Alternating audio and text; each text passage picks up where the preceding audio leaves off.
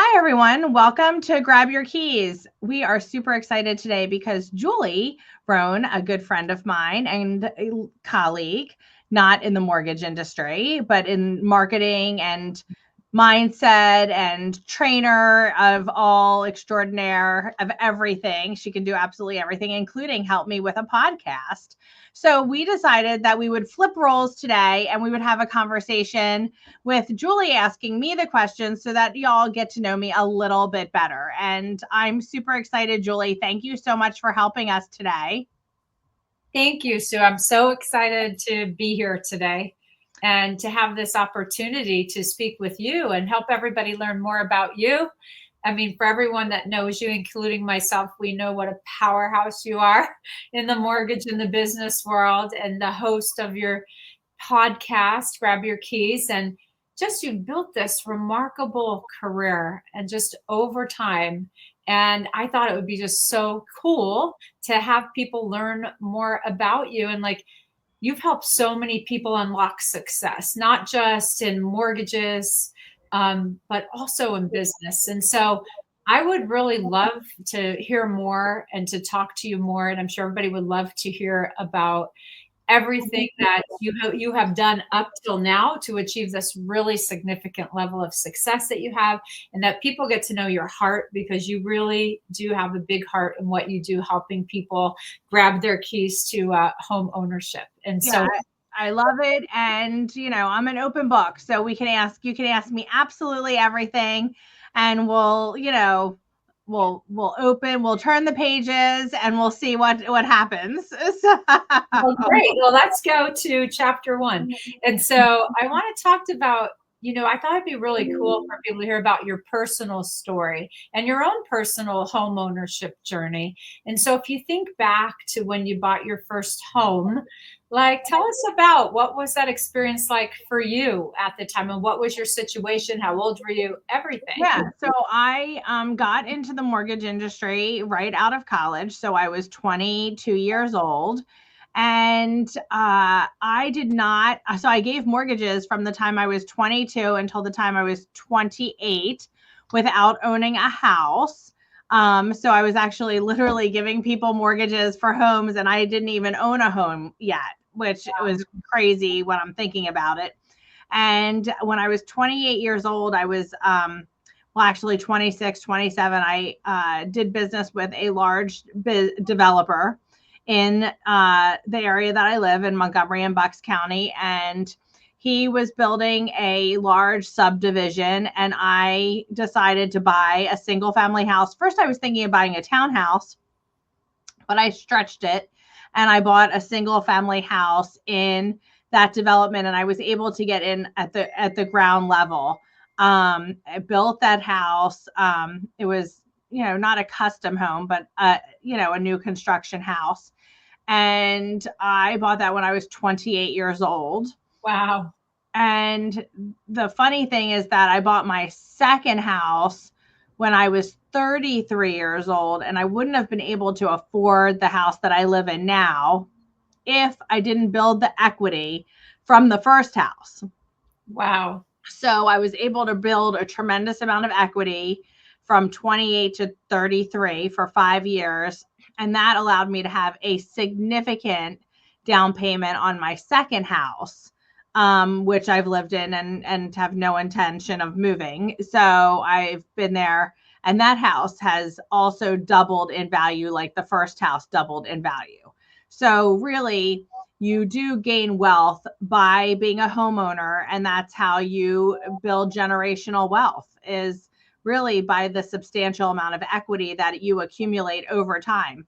People also don't realize that when you're paying your mortgage, it's like putting money into a bank account. You're putting money into the equity of your house every single month, and that's building even more equity. So it's like a forced savings account. Well, Thank you for sharing that. And that's so informative. And I would say, I've been to your home that you're in now, and it's absolutely gorgeous and beautiful. And so as you shared, you bought your first house and then you got I equity. remember my first mortgage payment was $2,800. I remember that it was like 2,811 or something like that. And I remember it was more than I wanted to spend. I think I wanted my mortgage payment to be about $2,500, like everybody has in their head. And my tax accountant said, stretch and pay whatever you can pay for your mortgage, make that be the highest payment of anything that you have, because that's what you get the write-offs for. So you get the interest deduction. And then they said the same thing for when I bought my next house, is get your highest payment you feel comfortable with, because you will get a tax benefit based on that. And then that's what I did for the second house. But I remember thinking, oh my gosh, how am I going to even order a pizza? How am I going to afford a pair of shoes? How am I going to, live? And I was just a single person at the time. And it worked out. Well, that leads me to what my next question was going to be, is like, what challenges did you face during this journey? And if you had like one key piece of advice about buying a home, especially for women on their own, like what would that advice be? Yeah, I would say stretch a little bit. For every $10,000 more of a house, it makes your mortgage payment be $65 more. I would say stretch. If you can stretch a little bit outside your comfort zone, it will get you a little bit bigger of a house. You'll be able to stay in that house a little bit longer. But I did buy my house when I was 28, and my interest rate was 8.875. I remember I was super happy to get in the eights. And then I did refinance it into the sixes, which the interest rates are at the sixes now. So it's so funny that sometime between 1998 and 2003, I refinanced into the sixes. Wow. So, which are the rates today. And so when we look at historically, rates go up and down, but historically speaking, they usually average around 7. And even in my situation, I'm in that now. On my house I have now, I was able to get into the 3s, but that was because, I refinanced at that peak moment. But I have a home equity on my house too. That's interest rates higher. So you can leverage. By owning a house, you're able to leverage the equity that you have in your house. So I would say that one of the challenges is to, have a great mortgage person, which was me at the time for myself, but know, where you are. Have somebody who you can communicate with, have a lender for life. One of the challenges I have is that, I'm like the shoemakers whose kids have no shoes. Sometimes I don't do my stuff as fast as I would everybody else's. I usually take care of everybody else before I take care of me. So I would say that's one of the things that you really have to, look out for. One of the challenges is also knowing exactly what you want your payment to be, not overextending yourself too much, but making yourself a little bit uncomfortable. I mean, you're always uncomfortable. I mean, I moved from living at my parents' house with no rent to having, a payment in the 2000s, high 2000s. So that was a little scary, but you get used to it. And then it's just, the money is just coming out of your bank account automatically, and that's okay. Well, that's great advice. And I know that recently you launched an initiative, the Keys to Her Kingdom, to help more women become home buyers. And so what you just shared with us with your personal experience of the home buying process, how did that influence your passion now to help other women in the home buying process? Yeah, so we looked and we saw that we did over the last 3 years 132 women's mortgages. And I really feel that I'm drawn to helping women be empowered by owning their own keys to her kingdom, and really building wealth. I mean, we're seeing people get married later, buy houses later. The average age to buy a house is 38 years old. I mean, women don't need to wait until they're 38 years old to have some ownership in a house and accumulate wealth. So let's teach them how to get into houses, how to save money, that you don't really need to save that much money to get into a house. You can get in for 3.5% down, with some closing costs, and you can get in for $20,000. And sometimes if you are in a sweet spot with a first-time homebuyer program, you can get in for even less than that. So I really try to educate people as much as I can on, getting out of renting. Because when you're renting, you're paying somebody else's mortgage. You still have a payment if you're renting. So why not just find something that just fits you, even if it's not perfect? Start building equity so that you can take it to the next level. So we're really trying to empower women and first-time home buyers to get in there and start accumulating that wealth, because you can see when you own a house, or when you don't own a house, you have a little baby amount of nest egg. But when you own a house, it grows exponentially. You 10x it for sure. That's beautiful. And I love that idea of breaking the rent cycle and starting the home ownership cycle, and making that putting that stake in the ground and start to have your money going towards your mortgage instead of paying someone else's. Right. And then you can always take that first house and get a second house, or keep that first house and rent it and have it be a, income producing property. That's and, start building your wealth that way. I love it. And so as we wrap up chapter 1, which is your personal story and your home ownership journey, I wanted to dive into, you are also this powerhouse businesswoman, and you just shine in the areas of entrepreneurship and leadership. And so I wanted to ask you a little bit about that chapter, but yeah, let's chit chat about that. What inspired you to start your own company, and what gave you the impetus, or the courage, I should say, to take that leap from taking it from an idea into reality? Yeah, I think about that all the time recently. It's so funny because we were doing a goal mindset workshop not too long ago. And I said to you, I opened up and I was like, I just don't have any goals. And a couple people around us said, well, you must have had a goal years ago. I have goals, but I don't have dreams. And they said, well, one of your dreams must have been to open up a mortgage company. And I said, it's so funny. It wasn't. It just happened. And people are always like, how did opening up a mortgage company, an independent mortgage company, just happen? And it just happened because I just felt there had to be a better way. Back in 2008 and 2007, 2008, it was, difficult. And it was a lot of red tape for our borrowers. So in 2009 and 2010, I started opening up a mortgage company, Centennial Lending Group. And I just got a checklist down, literally got a checklist of what I had to do to be licensed in the state of Pennsylvania as an independent mortgage banker, a correspondent lender. And I just started knocking the items off. It was really that simple. And it wasn't that it was simple. It was really hard. And I always say that I jump through fiery hoops naked sometimes. And every day I didn't know what challenge I was going to have. Like, how many people knew that you had to have a business line of credit? Try getting a business line of credit when you've never owned a business before. It's not that easy. How many? And then I didn't know, I had to get a business line of credit, but then I had to get a warehouse line. How do you get a warehouse line when you've never been a mortgage person or had an ownership in a company? So we did that. And then we had to get a bond. How do you get a bond when you've never had a bond? So it was picking up the phone a lot, telling people a lot about me and why I had a passion for making things better for the consumer. And then the company in 2010 opened up in July of 2010, and it went really well. We hired a lot of people. We grew very fast, and we did everything right for the loan officers. We did it the right way.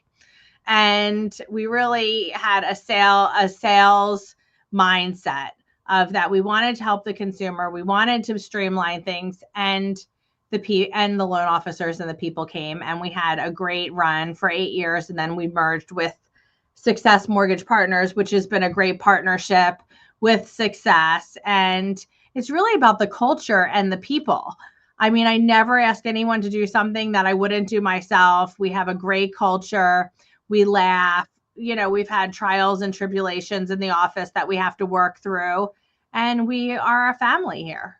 That's beautiful. And I know because I've, had that great luxury of being close to you and watching, as as you've grown and as you work with your team. But part of what I would ask you too is, or I would share, is that your culture and your mission extend beyond the walls of your business to your clients and to your referral partners. And so you have a very generous spirit, and a very generous spirit of sharing information, sharing gifts.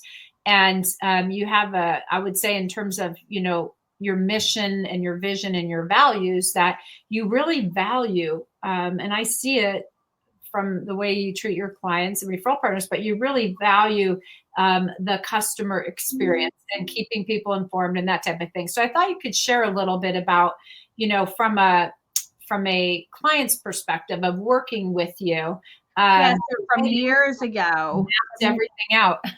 yeah, from years ago, we picked that our values are trusted, committed, and determined. And they really also speak to who I am as a person. I'm a trusted individual. I will never say, since maybe it's because I'm a daughter of a lawyer, I don't really talk out of school. I don't talk about things. I don't tell other people things. I keep everything very private. So that's trusted. Determined. I'm very determined for the borrower. I'm the advocate for our borrower. I'm the advocate for the buyers, for the realtors. I want to do everything I can to make it a smooth transaction, but make sure that they're having a great customer experience. But I'm also committed to making sure that we do the right thing, and that we really walk the walk and we talk the talk.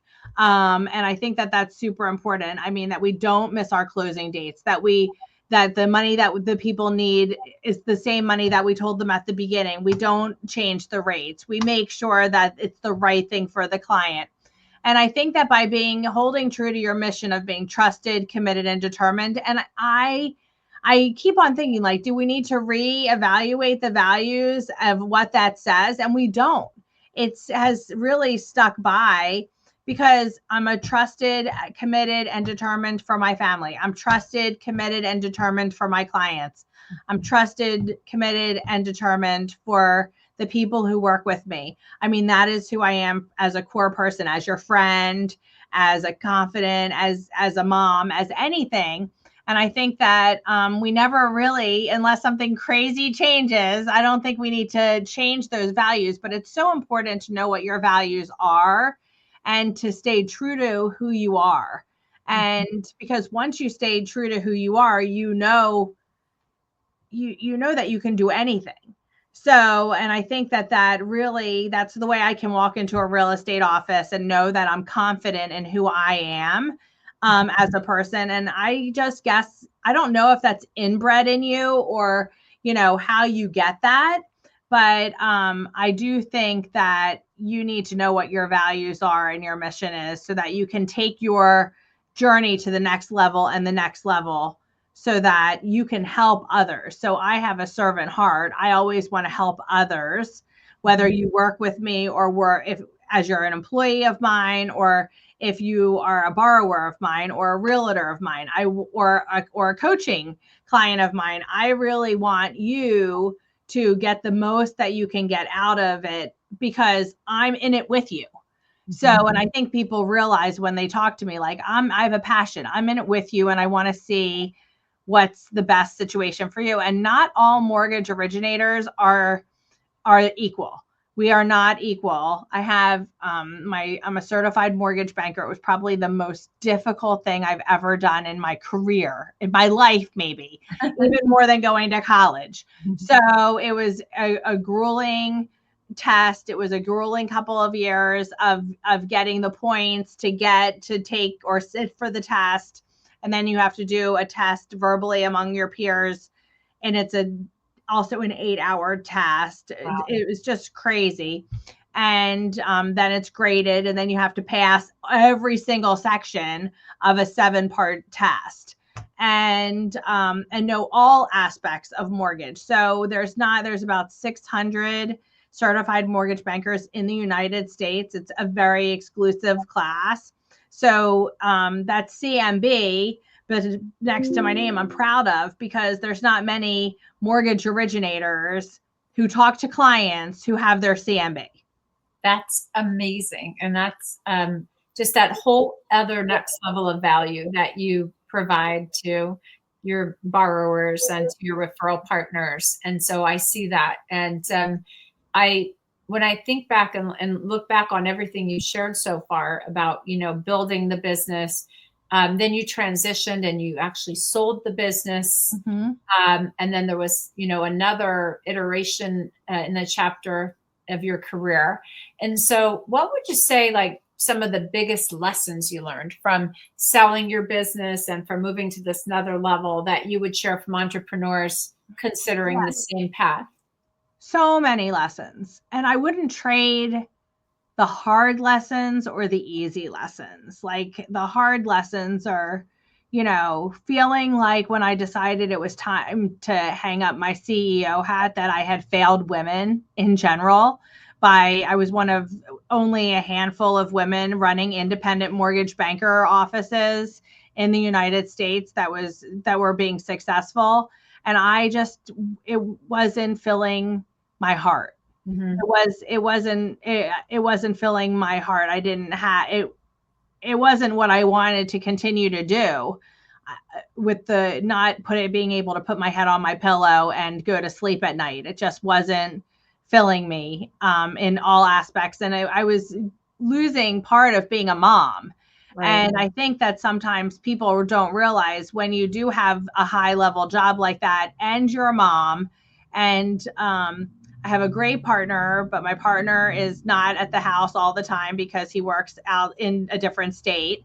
So virtually a single parent all the time, and raising the kids while running a company was super hard. And I didn't realize that my children really needed mom more in their high school years. So I decided that I was going to, I didn't even really decide. The universe decided for me that it was time to give Centennial Lending to somebody else. And even though I still have Centennial Lending, I run the division of Centennial Lending. Success owns Centennial Lending. And it just happened. I went to a conference, and I wasn't happy. And one of the guys a couple people knew I wasn't happy in what I was doing. And they said, "How can I help?" And I said, "I don't know, maybe you can buy me." And I said it as a joke. And they took me up on it for the most part.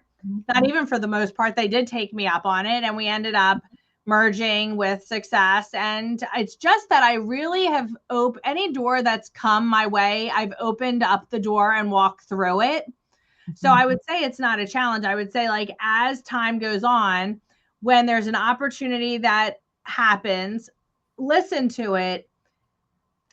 Listen to your little voice in your gut, in the back of your head, that you just know. And if it feels right, trust it and walk through. And it was hard.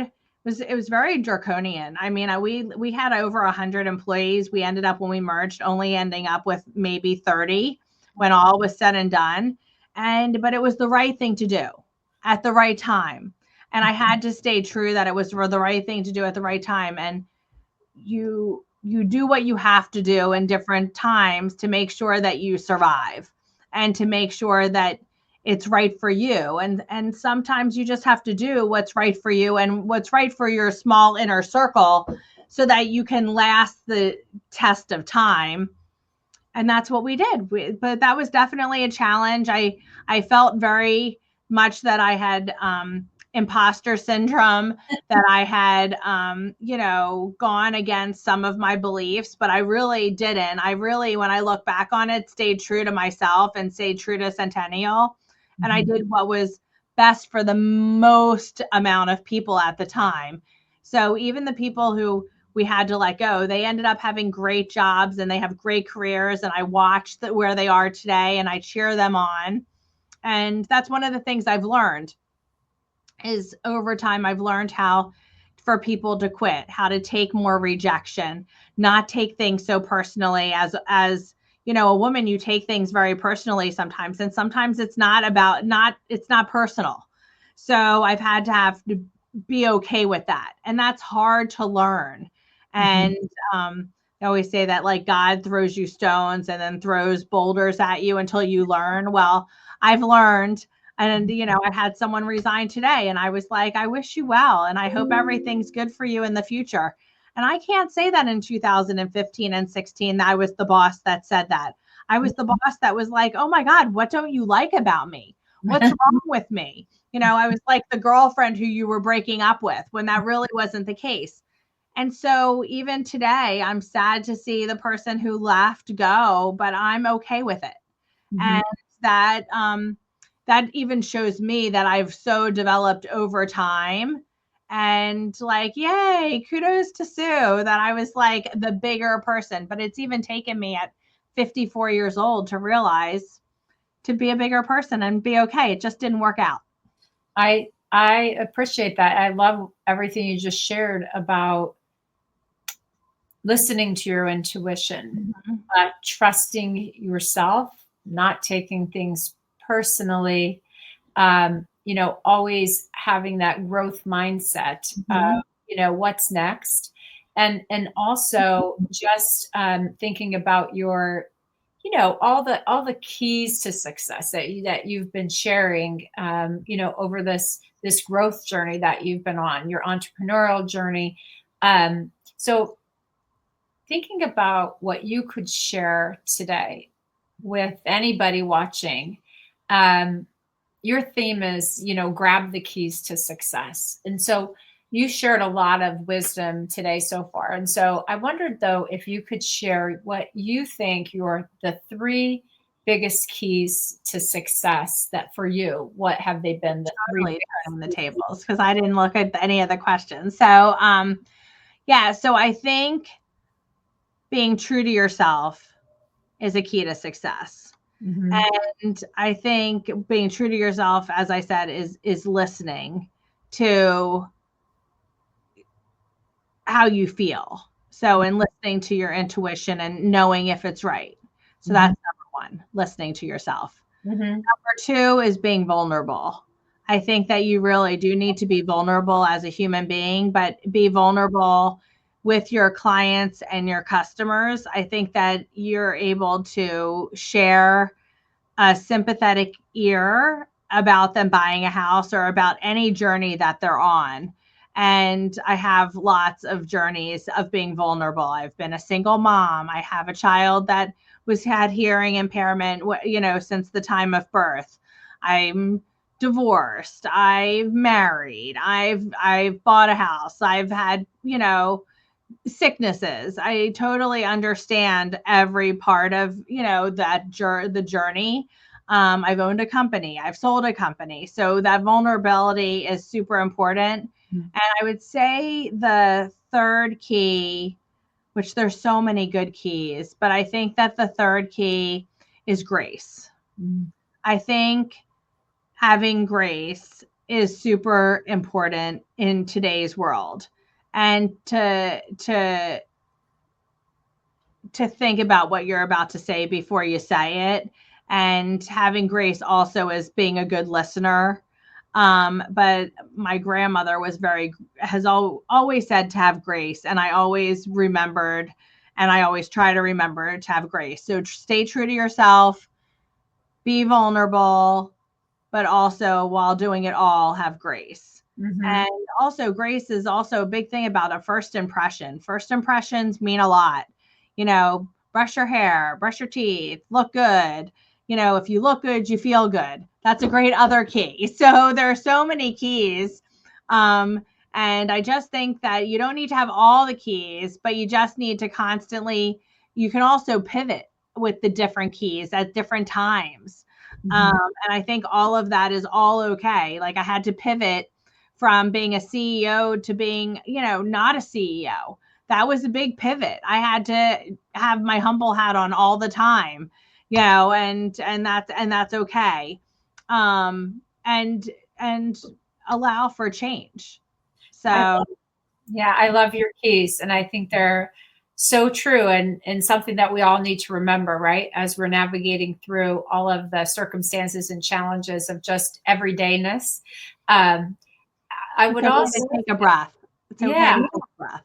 just to take a breath. And then there's one thing you said earlier I wanted to circle back on, which was something that a lot of people suffer from at different times in their life, imposter syndrome. And you touched on that. And I think that for you to talk about something that really helped you to move past that, or Yeah, so I have a good story for that. And I love to tell stories. I get that from my dad. So who's amazing. But so I was put on the board of the Mortgage Collaborative when the Mortgage Collaborative just started. And I went to one of the first meetings, and it was all these people who had been the president of the Mortgage Bankers Association.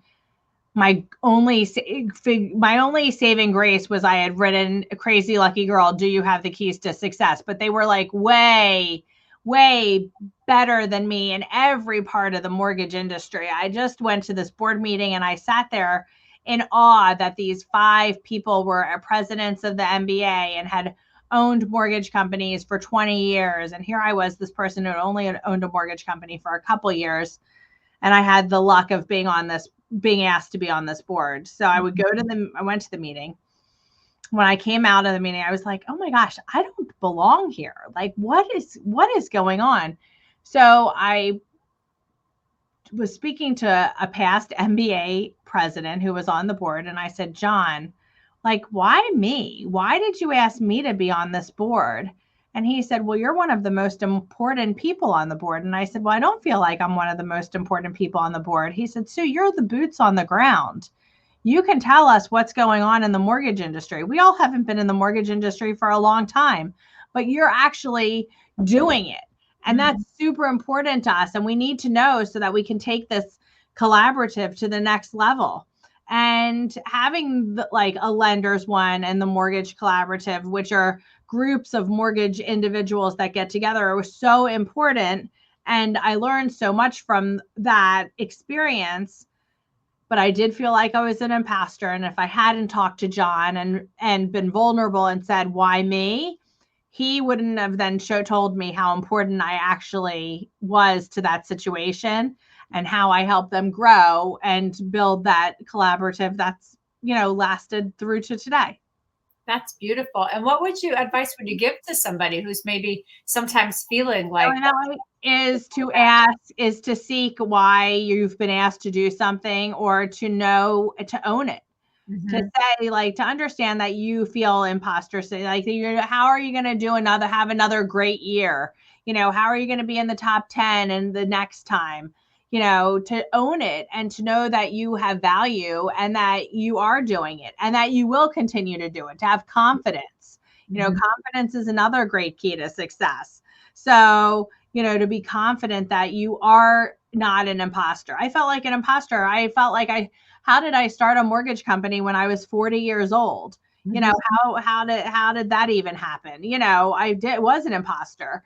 But I owned it. I faked it until I made it, is pretty much what I did. And so, but I had value, and you have value. If you're being asked to do something, you have value. I think a lot of people struggle from imposter syndrome right now, and you just have to lean into it. I love that. I love that. Thank you for sharing. And I'm sure that will help a lot of people listening today. To close out, I just had like some quick questions for you that I love to ask. And one of them is, what would you say is maybe your favorite book that you've ever read and that you recommend to others? My favorite book that I've ever written is Crazy Lucky Girl, Do You Have the Keys to Success? I recommend that all the time. But I also love, by the way. Yeah, I would say too, off crazy books is I love John Daly's Hyper Sales Growth. It really helped me when I wanted to build my business. And I use John Rowling, God rest his soul, Giftology, every day to help grow my business. So I do use those books constantly, and I do love both of those books. Thank you. And then last, do you have a favorite quote? Is there a quote that you'd say? It's so funny. I have 2 quotes. They're on my desk all the time. One is give a girl the right shoes and she can conquer the world. So Bette Midler said that. So I love that quote. That's right That there. helps with imposter syndrome too, believe me, when you have the right shoes on. Yes, I have great shoes on right now too.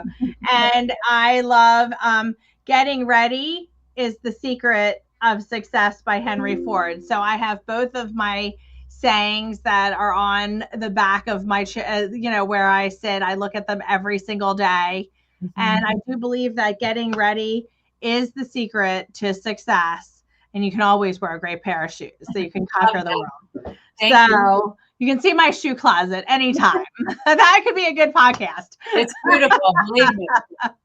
So as we bring this in for a landing and going back to wrap this up and thinking about where we've been with you from your personal story to your home ownership story to your entrepreneurial building the business, Right. selling the business, and then now into your mentorship and your legacy. You do a lot of that through this podcast, Right.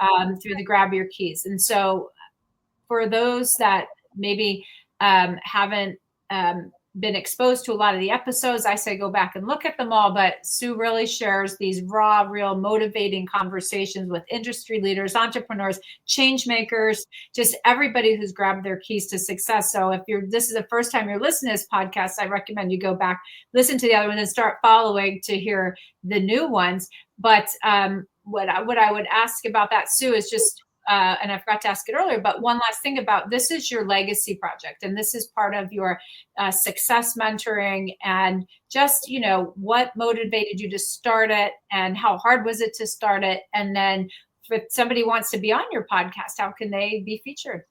Yeah, I would love to have anyone who wants to be on the podcast. And the podcast has evolved over time. I really wanted to talk to industry leaders in the mortgage space. And then I realized that so many other entrepreneurs that I deal with every day have so many fantastic keys to success.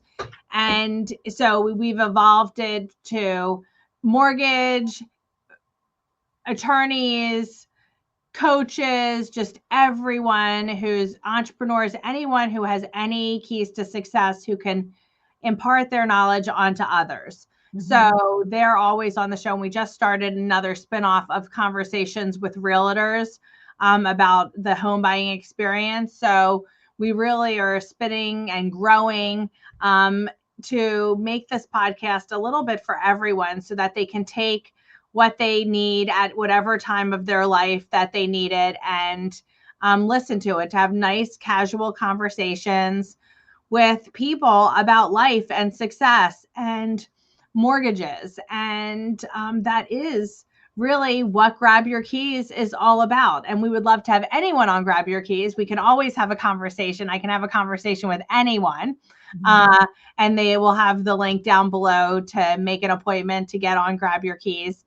And I really appreciate you diving in a little bit about, it's always me asking the questions. And I love when when everybody asks me questions. And if you guys have any questions out there, definitely put them in the comments and we'll bring them into the next Turn the Tables. Well, thank you. This has been really informative, a lot of insight, especially for, people who might be on their home ownership journey and just like, just starting to in the game, starting to think about it, thinking about breaking that rent cycle and, really stepping up their game to get a mortgage and start building that equity. So if people have some peak interest in learning more, I know like sometimes I call you with questions, and Sue, one thing I will say about Sue is she'll spend time with you on the phone explaining anything and everything that you ever want to know about a mortgage and then some more. And is very happy to freely share her wisdom and her insight and ideas. And so if somebody wants to get in touch with you to learn more, always slide me a DM on Instagram at Sue Meitner, and I can answer any questions at all, or they can go to SueMeitner.com. They can look me up on any of the social media platforms. Social media, and I love being involved in all the different platforms. And we're here. They can call the office at 215-469-1000 and get in touch with me. That anyone who wants to reach me can reach me. So awesome and such a great Yeah. conversation. You did Thank you. amazing, Julie. You need to start your podcast. I'm working on that. So Yeah, it thank was you. not, you would ask me how hard it was. It wasn't that hard. We just need to have, and I would tell anybody if they're about to start a podcast, you need to have at least 12 to 25 people already scheduled to be on your podcast or have topics for a podcast. And I think that having a script of questions that you just always ask is super important. So that was a really good question too. Thank you. And thank you for asking me to interview today, to flip the script. I really enjoyed learning so much more about you.